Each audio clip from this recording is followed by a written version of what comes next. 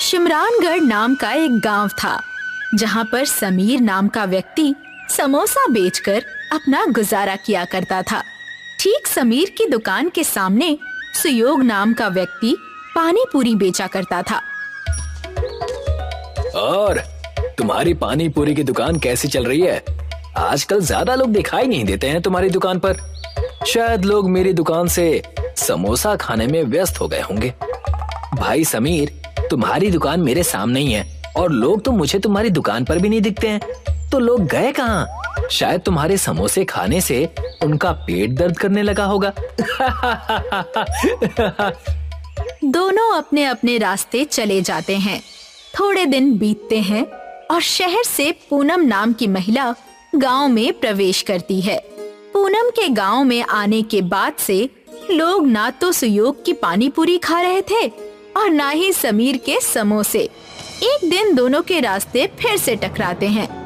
भाई सुयोग, तुम्हारा धंधा कैसा चल रहा है? अभी क्या बताऊं समीर, कोई आजकल पानी पूरी खाने आता ही नहीं है। धंधा एक बार में ही इतना नीचे कैसे चला गया पता ही नहीं चल रहा। ऐसा ही हाल कुछ मेरा भी है सुयोग भाई। मैंने सुना है कि कोई पूनम नाम की महिला इस गांव में आई है और उसने कोई नया खाने का व्यंजन बेचना शुरू किया है। चलो फिर जाकर देखकर आते हैं। समीर और सुयोग दोनों ही पूनम की दुकान जाते हैं और देखते हैं कि पूनम कोई गोल मिठाई जैसे व्यंजन को बेच रही है। पूनम जी, ये आप गोल गोल खाने की क्या चीज बेच रही हैं? इसे मोमोज कहते हैं। खास इसे मैं शहर से सीख कर आई हूँ और जब से मैंने दुकान खोली है सारे गांव वाले सिर्फ मेरे पास ही ये अच्छे मोमोज खाने आते हैं। अभी इस गांव में कोई भी समोसा और पानी पूरी खाना ही नहीं चाहता। तुम अभी नई हो इस गांव में। ये मोमोज की दुकान गांव में बंद कर दो। तुम्हारे मोमोज की वजह से कोई मेरे यहाँ पानी पूरी खाने नहीं आ रहा। सही कहा, इस मोमोज की वजह से मेरी दुकान पर भी कोई समोसा खाने नहीं आ रहा। मैं तो मोमोज बेचना बंद नहीं करूंगी। तुम दोनों को जो करना है करो। अभी जाओ, मुझे मोमोज बेचने दो। आए बड़े मुझे धमकाने। समीर और सुयोग वहाँ से निकल जाते हैं और रास्ते में रुककर एक दूसरे से कहते हैं, मेरे पास एक तरकीब है। जिस तरीके से ये पूनम शहर से मोमोज बनाना सीख कर आई है ना, उसी तरीके से हम दोनों को भी शहर से कुछ सीख कर आना पड़ेगा। इस पूनम को मजा चखाने के लिए हम दोनों को एक साथ आना ही पड़ेगा। क्या कहते हो? हाँ, मैं तुम्हारा साथ दूंगा। समीर और सुयोग शहर की तरफ निकल जाते हैं। बीच में उन्हें जंगल का रास्ता मिलता है। जब वे जंगल के रास्ते से जा ही रहे थे, तभी समीर का पैर फिसल जाता है और वो एक गड्ढे में गिर जाता है। अरे समीर, तुम कहाँ गिर गए भाई? ये गड्ढा यहाँ कैसे आ गया? पक्का किसी शिकारी ने किसी जानवर के लिए गड्ढा खोद कर रखा होगा। तभी उस गड्ढे में से समीर सुयोग को आवाज लगाता है, सुयोग, नीचे आ जाओ। देखो, यहाँ पर एक अलग ही दुनिया है। वो देखता है कि गड्ढे के नीचे एक अलग ही दुनिया है, जहाँ पर दूर दूर तक एक अनोखे चमकते हुए आलू के खेत थे। दोनों ये दृश्य देखकर आश्चर्यचकित हो जाते हैं। तभी वहाँ पर एक साधु आते हैं। तुम दोनों यहाँ क्या कर रहे हो बेटा? जी, हम शहर की तरफ जा रहे थे। तभी मैं गलती से इस गड्ढे में गिर गया। जब मैं नीचे आया तो देखा कि यहाँ तो कोई अलग ही दुनिया बसी हुई है और दूर दूर तक आलू की खेती है। ये कोई साधारण आलू नहीं है। ये आलू इच्छा पूरी करते हैं। अगर ऐसा है तो एक आलू मुझे भी खाने के लिए दीजिए ना। मेरी भी एक इच्छा है। मुझे मेरी पानी पूरी दुकान पूरे गांव में सबसे ज्यादा प्रसिद्ध चाहिए। मेरी भी इच्छा है कि मेरी समोसे की दुकान पूरे गांव में सबसे ज्यादा प्रसिद्ध हो, उस मोमोज वाली से भी ज्यादा। मगर मैं तुम दोनों की ये इच्छा पूरी करने वाले आलू नहीं दे सकता। तुम दोनों के अंदर एक दूसरे के खिलाफ बहुत ईर्ष्या है। मैं तुम दोनों को ये आलू तभी दूंगा जब तुम अपने अपने अहंकार को खत्म करके साथ में मिलकर काम करने का निर्णय लो। दोनों एक दूसरे को देखते हैं और साथ में काम करने के लिए तैयार हो जाते हैं। साधु उन दोनों को एक आलू के 2 भाग करके दे देता है। अब आधा आलू तुम खाओ और आधा आलू तुम, और एक साथ अपनी इच्छा को मांगो। हम दोनों गांव में सबसे अच्छा और प्रसिद्ध समोसा पानी पूरी बेचना चाहते हैं। आलू से इच्छा कहते ही दोनों वापस उसी जंगल में पहुंच जाते हैं। वो अपनी दुकान पर लौटते हैं, तब उन्हें वहाँ पर समीर और सुयोग की दुकान के बीचों बीच एक आलू का पेड़ नजर आता है। ये आलू पेड़ पर कैसे उग रहे हैं? हमारी कल की इच्छा का फल ये आलू का पेड़ है। चलो इसमें से आलू तोड़ लो, मैं इसके समोसे बनाऊंगा और तुम उस समोसे में पानी पूरी का तीखा और मीठा पानी डालकर लोगों को खिलाना शुरू कर देना। समीर पेड़ के आलू से समोसा बनाने लगता है और सुयोग पानी पूरी की तैयारी करने लगता है। जब सब तैयार हो जाता है, तब दोनों अपने समोसा पानी पूरी को बेचना शुरू कर देते हैं। दोनों एक ही दुकान में काम करने लगते हैं। आओ आओ, समोसा पानी पूरी को चखो। यकीन नहीं आ रहा है तो खुद खा कर देख लो। तभी वहाँ से एक औरत गुजर रही थी।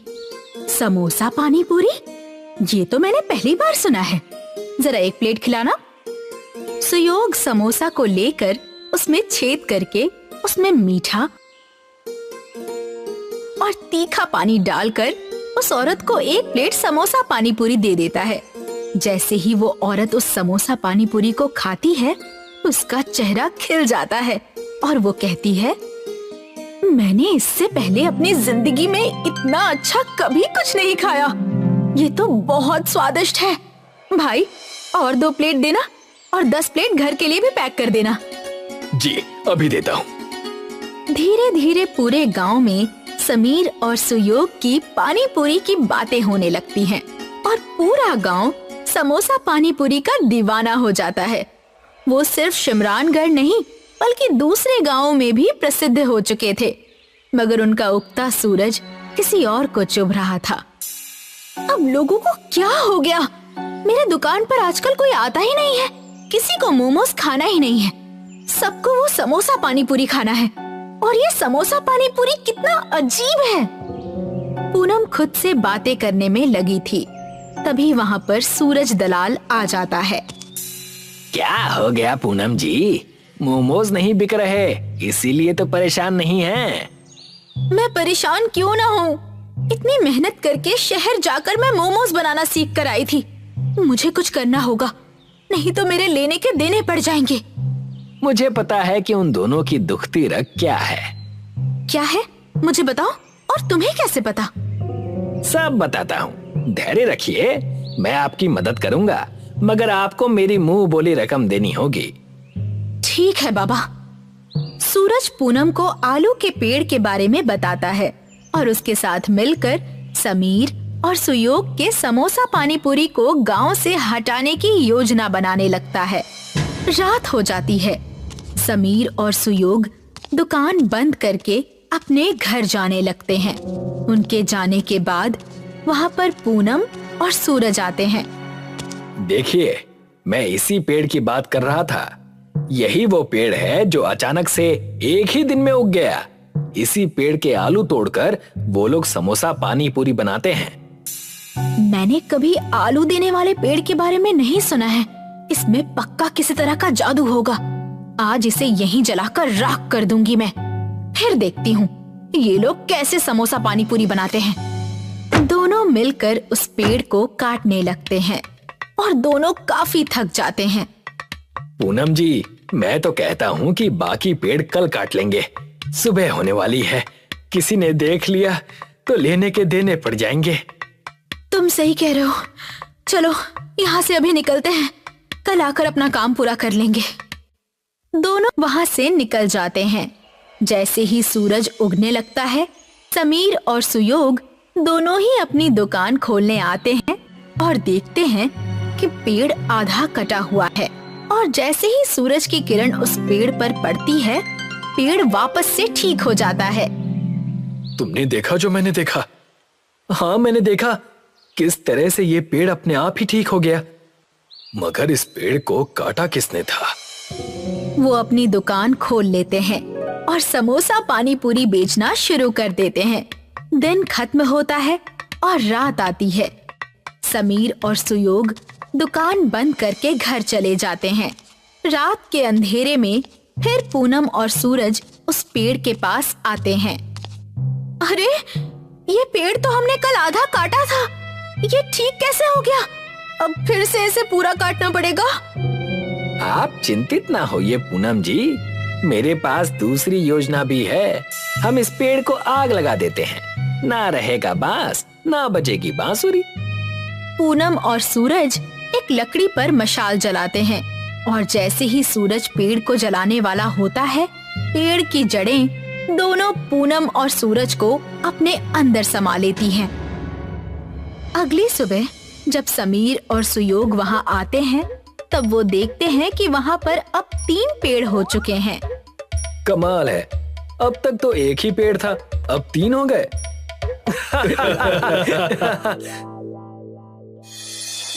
पुरीगंज नाम का एक गांव था, जहां पर सुरेश नाम का एक व्यक्ति अपने माता पिता के साथ रहा करता था। सुरेश को पानी पूरी खाना बहुत पसंद था।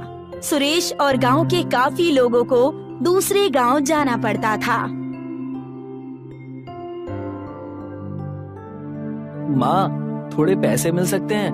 मुझे पानी पूरी खाने जाना है। नहीं, बिल्कुल भी पैसे नहीं मिलेंगे। 20 रुपए के पानी पूरी के लिए 40 रुपए खर्च करके पानी पूरी खाने जाते हो तुम। माँ, अब क्या कर सकते हैं? हमारे गांव में पानी पूरी वाला तो है ही नहीं। इस गांव में बड़े पहाड़ को छोड़कर और कुछ नहीं है। जब सुरेश अपनी माँ से ये बात कर ही रहा होता है, उतने में ही सुरेश के पिता वहाँ आ जाते हैं। बेटा, तुम जब देखो तब सिर्फ पानी पूरी खाने की ही बातें करते रहते हो।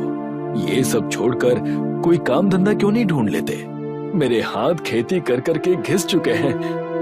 हाँ पिताजी, मैं काम ढूंढ लूंगा।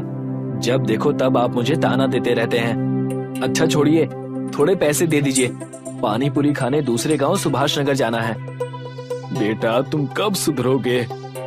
सुरेश के पिताजी सुरेश को पानी पूरी खाने के लिए 50 रुपए देते हैं और सुरेश गांव के बड़े से पेड़ के नीचे जाकर अपने दोस्त रोहन का इंतजार करने लगता है।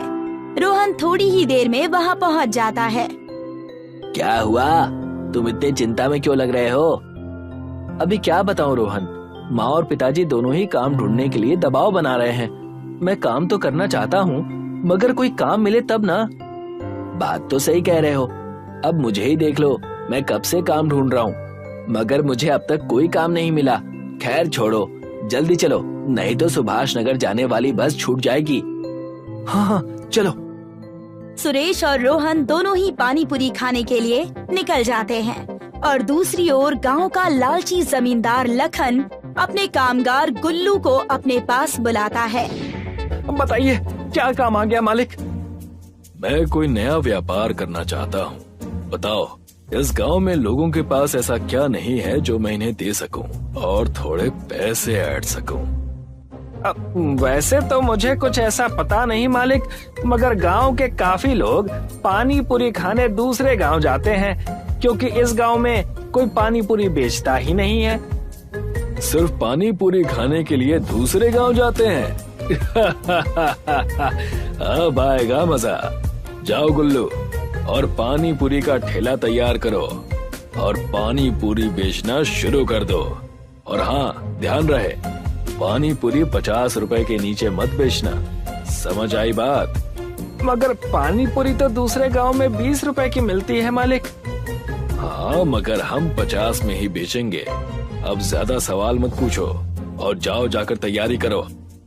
गुल्लू पानी पूरी बेचने की तैयारी में लग जाता है। सुरेश और रोहन पानी पूरी खाकर अपने गांव लौट आते हैं। मुझे विश्वास नहीं होता कि हम सिर्फ पानी पूरी खाने के लिए इतनी दूर जाते हैं, मगर पानी पूरी खाकर सारी थकान एक बार में निकल जाती है। बात तो तुम सही कह रहे हो। काश हमारे गांव में भी एक पानी पूरी की दुकान होती तो हमें इतना दूर जाना नहीं पड़ता। सुरेश और रोहन दोनों ही अपने अपने घर चले जाते हैं और गुल्लू जमींदार की पानी पूरी के ठेले का पूरा इंतजाम कर लेता है। अगला दिन होता है और रोहन और सुरेश एक बार फिर से उसी पेड़ के नीचे मिलते हैं। और रोहन, चल फिर से पानी पूरी खाने चलते हैं। हाँ हाँ चलो, नेकी और पूछ पूछ। जैसे ही वो दोनों पानी पूरी खाने जा रहे होते हैं, उन्हें एक ठेले के पास बहुत सारी भीड़ नजर आती है। अरे यहाँ इतनी भीड़ क्यों है? चलो जाकर देखते हैं। सुरेश और रोहन भीड़ की वजह से देखने जाते हैं। जैसे ही वो दोनों वहाँ पहुँचते हैं, उन्हें वहाँ पर गुल्लू पानी पूरी बेचते हुए दिखाई देता है। अरे वाह, ऐसा लगता है ऊपर वाले ने हमारी सुन ली। सही कह रहे हो। रोहन गुल्लू से पानी पूरी का भाव पूछता है और दोनों ही पानी पूरी का भाव सुनकर हक्का बक्का रह जाते हैं। 50 रुपए? इतना ज्यादा? दूसरे गांव में तो सिर्फ 20 रुपए में ही पानी पूरी मिल जाती है। उतने में ही जमींदार लखन वहाँ पहुँच जाता है और कहने लगता है, तो वहीं जाकर खा लो पानी पूरी, हमने कहाँ मना किया है। वैसे भी दूसरे गांव में पानी पूरी खाने के लिए भी 50 रुपए ही दे रहे थे ना, तो इससे अच्छा यहाँ दे दो, क्या दिक्कत है? अच्छा, तो ये आपकी दुकान है, तभी सोचूं कि ये इतने ज्यादा दाम में पानी पूरी क्यों बेच रहा है। कोई बात नहीं, हम भी हमारी पानी पूरी की दुकान खोलेंगे और गांव वालों को कम पैसों में पानी पूरी खिलाएंगे। जाओ जाओ, बस गांव में एक मैं ही हूँ जिन्हें बाहर के लोग पानी पूरी की पूरी बनाकर देते हैं। जरा मैं भी तो देखूं कि तुम दुकान कैसे खोलते हो। सुरेश और रोहन दोनों ही वहाँ से निकल जाते हैं और सोचने लगते हैं कि वो कैसे पानी पूरी की दुकान के लिए पूरी ढूंढ सके। तुमने जोश जोश में कह तो दिया, मगर हम पूरी का जुगाड़ करेंगे कैसे? हमें कुछ ना कुछ तो करना ही होगा, वरना ये जमींदार ऐसे ही लोगों से पैसे ऐंठता रहेगा। जब वो ये बात कह ही रहे होते हैं, वहाँ से एक बूढ़ा व्यक्ति बड़ी ही थकी हुई हालत में गुजर रहा होता है। पानी, पानी, कोई मुझे पानी दे दो। आप ठीक तो है ना दादाजी? रुकिए, मैं अभी पानी का बंदोबस्त करता हूँ। रोहन, जाओ, पास में जो भी घर हो वहाँ से पानी लेकर आओ। अभी लेकर आता हूँ। रोहन भागकर जाकर पास वाले घर से पानी लेकर आता है और उस बूढ़े व्यक्ति को पानी पीने के लिए देता है और उनसे पूछता है कि वो इतने थक हार कर कहाँ से आ रहे हैं। बेटा, मैं गांव के पहाड़ की चोटी चढ़कर आ रहा हूँ। वहाँ पर खास तरह की जड़ी बूटियाँ और खेत में बोने वाले बीज हैं। अगर आज तुम दोनों मुझे पानी ना पिलाते तो शायद आज मैं जिंदा ना बचता। वो बूढ़ा व्यक्ति इतना कहने के बाद अपने झोले में हाथ डालकर सुरेश और रोहन को वो जादुई बीज देता है और कहता है, जब भी तुम इन बीज को अपने खेत में बोओगे, तब तुम्हें 5 बार उस वस्तु का नाम लेना होगा जिसे तुम अपने खेत में उगाना चाहते हो, और अगले दिन वो उग जाएगा। बूढ़ा व्यक्ति इतना कहकर अपने रास्ते चला गया और सुरेश और रोहन उस जादुई बीज को अपने घर लेकर चले जाते हैं। चलो आज ही जाकर इस बीज को मेरे पिताजी के खेत में गाड़ देते हैं और देखते हैं कि ये सच में जादुई है या नहीं। सही कह रहे हो, अगर ये काम कर गया ना तो हमारी पूरी समस्या खत्म हो जाएगी। सुरेश और रोहन दोनों ही उस बीज को लेकर खेत में जाते हैं और 5 बार पानी पूरी का नाम लेकर उस बीज को खेत में बो देते हैं। अगली ही सुबह खेत में पूरी उग जाती है और सुरेश और रोहन दोनों ही अपनी पानी पूरी का ठेला डाल देते हैं और सिर्फ 20 रुपए में पानी पूरी बेचना शुरू कर देते हैं।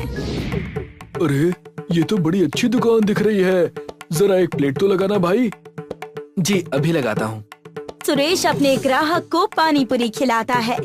मैंने आज से पहले कभी भी इतनी अच्छी पानी पूरी नहीं खाई। मजा आ गया इस पानी पूरी को खाकर। एक काम करो, और 2 प्लेट लगा दो और 2 प्लेट घर के लिए भी बांध दो। धीरे धीरे करके सभी सुरेश और रोहन के पानी पूरी के ठेले पर आने लगते हैं। जब भी पूरी कम पड़ जाती है, पानी पूरी की खेती से पूरी लेकर आ जाता है। गांव वालों ने जमींदार के पानी पूरी के ठेले में से पानी पूरी खाना बंद कर दिया था।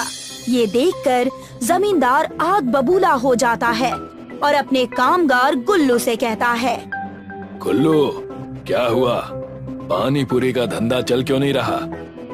मालिक, वो पानी पूरी को 20 रुपए में बेच रहा है और हम 50 रुपए में। और मैंने तो सुना है कि उसकी पानी पूरी काफी स्वादिष्ट है। हमें कुछ न कुछ तो करना पड़ेगा, नहीं तो सारा धंधा चौपट हो जाएगा। मेरे पास एक तरकीब है। अब कैसी तरकीब मालिक? जैसा मैं कहूँ बस वैसा करना गुल्लू। चलो मेरे साथ। जैसे ही रात होती है, जमींदार और गुल्लू दोनों ही रात के अंधेरे में आकर सुरेश और रोहन के ठेले में आग लगा देते हैं। बहुत पानी पूरी बेचने का शौक था ना, अब बेचते रहना पानी पूरी। अगले दिन जब सुरेश और रोहन अपनी पानी पूरी बेचने आते हैं, तब वो देखते हैं कि उनका ठेला तो पूरी तरीके से जला हुआ है। ये किसने किया? भला ऐसा कोई क्यों करेगा? ये पक्का उस जमींदार का काम होगा। हमारी दुकान की वजह से उसकी पानी पूरी की दुकान नहीं चल रही होगी और वो लोगों से पैसे नहीं ऐंठ पा रहा होगा। मगर मैं हार नहीं मानूंगा, हम फिर से एक ठेला लगाएंगे। सुरेश और रोहन फिर से ठेला बनाते हैं और अपनी पानी पूरी एक बार फिर से गांव में बेचना शुरू करते हैं। और ये बात गुल्लू जाकर अपने मालिक जमींदार लखन को बताता है। क्या उन्होंने फिर से अपना ठेला लगा लिया? जी मालिक, इनके ठेले पर आग लगाने का कोई फायदा नहीं हुआ। तो हम सीधा जड़ पर हमला करेंगे। मैंने सुना है कि सुरेश के पिता के पास एक खेत है जहाँ पर ये दोनों जादुई पानी पूरी की खेती करते हैं। ये तो मैंने भी सुना है, मगर आप करने क्या वाले हैं? चल जाएगा, सब पता चल जाएगा। बस तुम मेरे साथ चलो। जैसे ही रात होती है, जमींदार और गुल्लू दोनों ही पानी पूरी की खेत में आ जाते हैं। तो ये है इनकी पानी पूरी की पूरी का राज। आज सब खत्म कर दूंगा। ना रहेगा बांस और ना बचेगी बांसुरी। जैसे ही जमींदार खेत में आग लगाने वाला होता है, उतने में ही खेत के बाजू में गड़े पेड़ की जड़ें उन्हें जकड़ लेती हैं। मालिक, आप बचाइए मालिक, आप बचाइए। अरे मैं खुद जकड़ा गया हूँ। पूरी रात जमींदार और गुल्लू फंसे होते हैं। अगले दिन जब सुरेश और रोहन पूरी की खेती करने आते हैं, तभी वो जमींदार लखन और गुल्लू को जकड़ा हुआ देखते हैं। मुझे माफ कर दो सुरेश और रोहन, मैं तुम्हारी खेती जलाने के लिए आया था, मगर यहाँ के झाड़ों ने हमें जकड़ लिया। मैं तुम दोनों को आश्वासन देता हूँ कि मैं अपने सारे गलत काम छोड़ दूंगा और पानी पूरी भी 20 रुपए में बेचना शुरू कर दूंगा। ये झाड़ इन खेतों की रक्षा करते हैं। आपको अपनी गलती का पछतावा है, हमारे लिए बस इतना ही काफी है। जैसे ही सुरेश और रोहन जमींदार और गुल्लू को माफ कर देते हैं, वैसे ही पेड़ उन्हें छोड़ देते हैं।